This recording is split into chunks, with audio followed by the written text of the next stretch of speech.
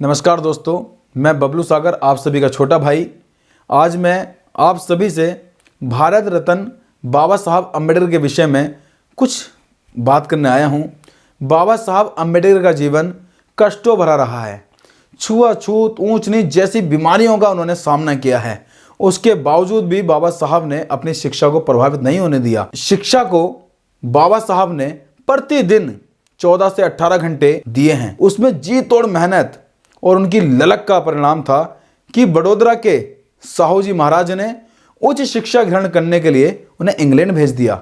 और इंग्लैंड में जाने के बाद साथियों, उन्होंने एक लाइब्रेरी में प्रतिदिन घंटों से घंटों उन्होंने पढ़ाई करना वहाँ पर भी जारी रखा। वहाँ पढ़ते रहे।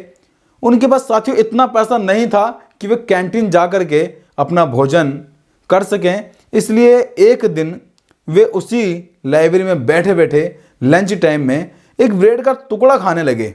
ब्रेड का टुकड़ा खाते देख उस वहाँ जो लाइब्रेरियन होता है, उस लाइब्रेरी की जो देख रेख करता है, उसने देख लिया। वे बाबा साहब के पास आया। बाबा साहब को डांटते हुए कहा कि तुम ये क्या कर रहे हो।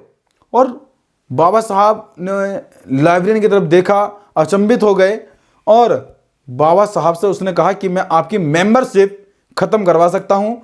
इस लाइब्रेरी में आप बैठ करके लंच टाइम में ब्रेड का टुकड़ा खा रहे हैं।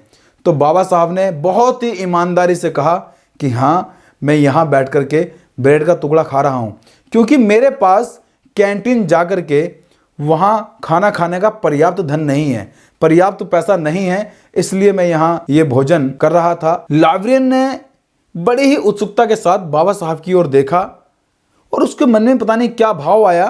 तो उसने कहा कि ठीक है, कल से आप कैंटीन में ही खाना खाएंगे और आप मेरा खाना अपने साथ शेयर करेंगे। साथियों, बाबा साहब को पढ़ने की इतनी ललक थी कि उनकी जो अपनी खुद की लाइब्रेरी थी उसमें भी 50,000 से अधिक पुस्तकें देखी गई हैं या पाई गई हैं। बाबा साहब को इतना पढ़ने का शौक था। इसलिए मैं आप सभी से कहता हूं कि ऐसे महान विभूतियों के बारे में पढ़ें, जानकारी जुटाएं।